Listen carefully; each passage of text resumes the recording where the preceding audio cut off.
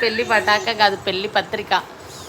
చూసావా, ఇది అమ్మమ్మ వాళ్ళది. తెలుసా మమ్ము నీకు? చూద్దాం ఓపెన్ చేసి. వావ్,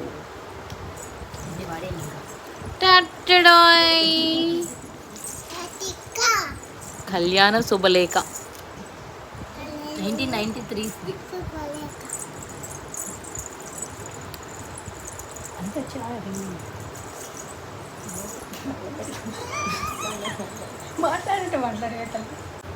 1993 పెళ్లి పత్రిక ఇది.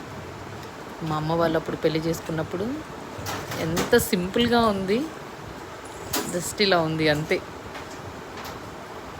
ఏమమ్మో, బాగుందా అమ్మమ్మ వాళ్ళది? అమ్మమ్మ వాళ్ళది పెళ్లి పత్రిక బాగుందా?